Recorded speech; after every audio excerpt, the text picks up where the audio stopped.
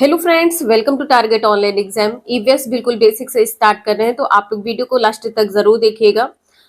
एक एक पॉइंट यहाँ पर कवर करते हुए चलेंगे। तो चलिए स्टार्ट करते हैं। फर्स्ट पॉइंट है पर्यावरण के अंग्रेजी पर्याय जो इन्वायरमेंट है, इसकी उत्पत्ति कहाँ से हुई है? फ्रेंच शब्द एनवायरोनेर से हुई है। एनवायरमेंट की जो उत्पत्ति है कहाँ से मानी जाती है? फ्रेंच शब्द एनवायरोनेर से मानी जाती है। इंपॉर्टेंट पॉइंट है, फर्स्ट पॉइंट, इसे ध्यान रखिएगा आप लोग।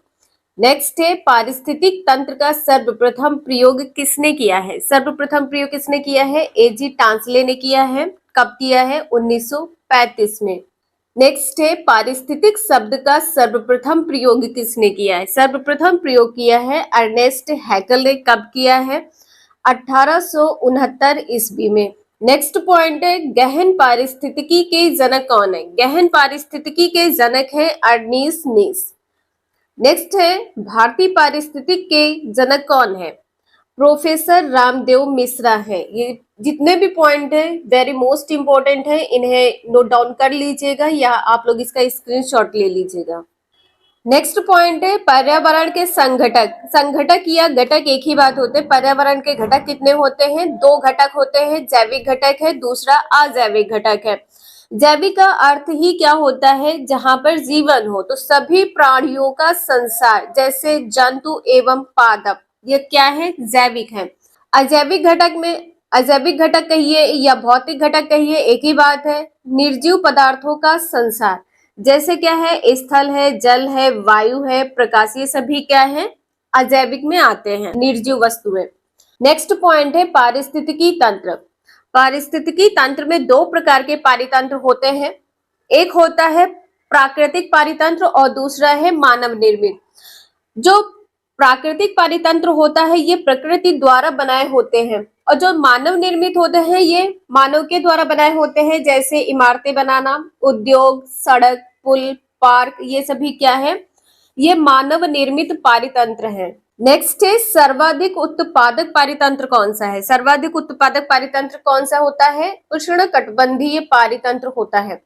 नेक्स्ट है पर्यावरण के चार प्रमुख मंडल होते हैं। कौन कौन से मंडल है? स्थल मंडल है, जल मंडल है, जीव मंडल है और वायुमंडल है। स्थल मंडल जैसे पर्वत है, मरुस्थल, मैदान, और जल मंडल जल से संबंधित है, जैसे नदी है, तालाब है, झील, हिमनद, सागर। जीव मंडल क्या होता है? जहां पर जीवन होता है, जीव से संबंधित है, जीव जंतु व पेड़ पौधे हो जाएंगे। और वायुमंडल, वायुमंडल 5 प्रकार के मंडल होते हैं। वायुमंडल में कितने मंडल होते हैं? 5 मंडल होते हैं। चलिए इन पर डिस्कशन करते हैं कि कौन कौन से मंडल होते हैं। वायुमंडल में पहला है क्षोभ मंडल। सबसे निचली परत कौन सी होती है? क्षोभ मंडल। इसके बाद में है समताप मंडल। बीच में क्या होगा? मध्य मंडल है। और 4th नंबर पर आयन मंडल है। और 5th नंबर पर है बहिर मंडल। इसका जो सीक्वेंस चलेगा इस प्रकार से चलेगा, नीचे 1 रहेगा, फिर 2, 3, 4 और 5, इस प्रकार से इसका सीक्वेंस रहता है। अभी आपसे डिस्कशन किया था कि पारिस्थितिक तंत्र के घटक कितने होते हैं? 2 घटक होते हैं। कौन कौन से? जैविक घटक है, दूसरा अजैविक घटक है। जैविक घटक में क्या होगा? उत्पादक, उपभोक्ता और अपघटक। उत्पादक में यहाँ पर क्या है? शैवाल है, पेड़ पौधे हैं। उपभोक्ता में जो उसका उपभोग करे, ठीक है, जीव जंतु है, मनुष्य। अपघटक किसे कहते हैं? कवक और जीवाणु को कहते हैं। अपघटक या अपमार्जक भी कहते हैं, इसे ये भी ध्यान रखिएगा, अपमार्जक भी कहते हैं, अपमार्जक। नेक्स्ट है अजैविक घटक। अजैविक घटक में क्या है? कार्बनिक। पहला क्या है? कार्बनिक। कार्बनिक में है प्रोटीन, वसा, कार्बोहाइड्रेट, ह्यूमस, यूरिया।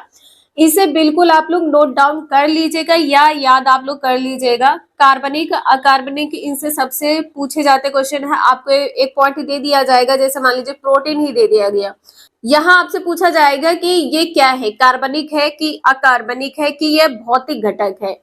तो प्रोटीन, वसा, कार्बोहाइड्रेट, ह्यूमस, यूरिया, ये सभी क्या है? कार्बनिक घटक है। नेक्स्ट पॉइंट है अकार्बनिक। अकार्बनिक किसमें है?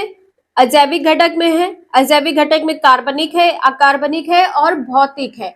अकार्बनिक तत्व जैसे यहाँ पर एनपीके, मिट्टी, चट्टान, खनिज, ये सभी किस में आते हैं? अकार्बनिक में आते हैं। भौतिक घटक में कौन कौन से हैं? वायु है, आर्द्रता है, तापमान है, प्रकाश है, वायुमंडलीय दाब, ये सभी किस में आते हैं? भौतिक घटक के अंतर्गत आते हैं। इंपॉर्टेंट है, एक भी पॉइंट यहाँ पर इसके मत करिएगा आप लोग हमें एक क्वेश्चन बताएं कि जो प्रकृति का मेहतर होता है किसे कहते हैं? प्रकृति का मेहतर किसे कहते हैं?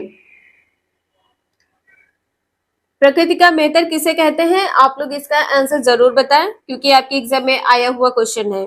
अब नेक्स्ट पॉइंट है जैविक घटक। जैविक घटक के अंतर्गत अभी हमने आपको बताया था कि उत्पादक है, उपभोक्ता है और अपघटक है। तो उत्पादक यहाँ पर फर्स्ट पॉइंट है। उत्पादक क्या होता है? पादप जगत से संबंधित। तो जो उत्पादक होता है ये किससे संबंधित है? पादप जगत से। अर्थात पौधों को पारितंत्र का उत्पादक कहा जाता है। पौधों को क्या कहा जाता है? पारितंत्र का उत्पादक। नेक्स्ट पॉइंट है उपभोक्ता। उपभोक्ता किसे कहते हैं? जो जीव जंतु अपने भोजन का निर्माण स्वयं नहीं करते हैं, ठीक है, जो स्वयं निर्माण ना करे, उपभोग करे, उसको क्या कहते हैं? उपभोक्ता कहते हैं। नेक्स्ट पॉइंट है, अभी आपने उपभोक्ता पढ़ लिया। उपभोक्ता के अंतर्गत प्राथमिक उपभोक्ता है, ये शाकाहारी होते हैं। प्राथमिक उपभोक्ता शाकाहारी होते हैं, पौधों की पत्तियों और कोमल तनों को खाते हैं। जैसे क्या है? टिड्डा है, बकरी, हिरण और गाय, ये सभी क्या है? प्राथमिक उपभोक्ता है। नेक्स्ट पॉइंट है द्वितीयक उपभोक्ता किसे कहते हैं? ये शाकाहारी जीवों को खाते हैं। शाकाहारी जीव मतलब प्राथमिक उपभोक्ता को खाते हैं। जैसे मेढक है, बिल्ली, लोमड़ी, ये प्राथमिक उपभोक्ता को खाते हैं। नेक्स्ट पॉइंट है तृतीय उपभोक्ता किसे कहते हैं? उच्च स्तर के मांसाहारी होते हैं, ठीक है। जो तृतीय उपभोक्ता होते हैं उच्च स्तर के मांसाहारी होते हैं। यह प्राथमिक और द्वितीयक उपभोक्ता दोनों को खाते हैं, दोनों को ग्रहण करते हैं। तृतीय उपभोक्ता के अंतर्गत जैसे शेर हिरण को भी खाता है और लोमड़ी को भी खाता है, ठीक है। इसमें मोर भी क्या है? मोर भी तृतीय उपभोक्ता में आएगा। सांप को खाता है, बाज सांप को खाता है, तो ये सभी क्या हो जाएंगे? तृतीय उपभोक्ता के अंतर्गत आएंगे।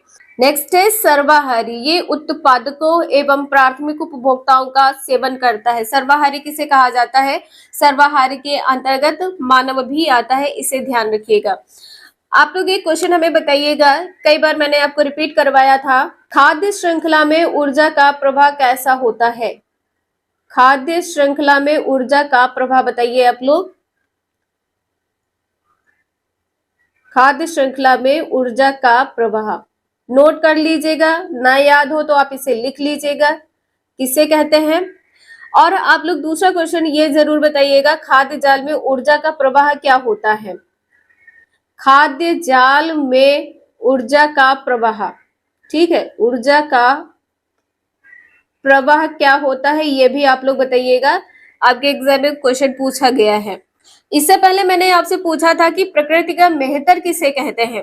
प्रकृति का मेहतर कहते हैं जीवाणु एवं कवक को, ठीक है।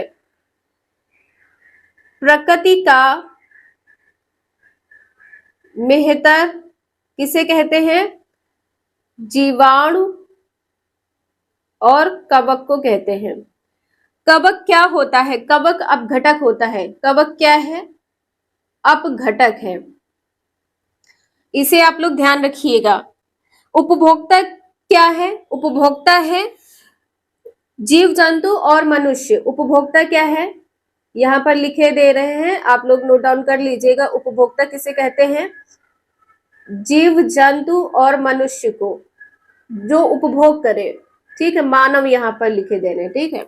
एक क्वेश्चन आप लोग बताइएगा कि एक्वेरियम का निर्माण जो होता है किसके द्वारा होता है? ये कृत्रिम होता है या मानव निर्मित होता है? तो आज के लिए इतना ही, मिलते हैं नेक्स्ट क्लास में। वीडियो यूजफुल लगे लाइक करें, चैनल को सब्सक्राइब करें एंड शेयर करें। Thank you for watching this video.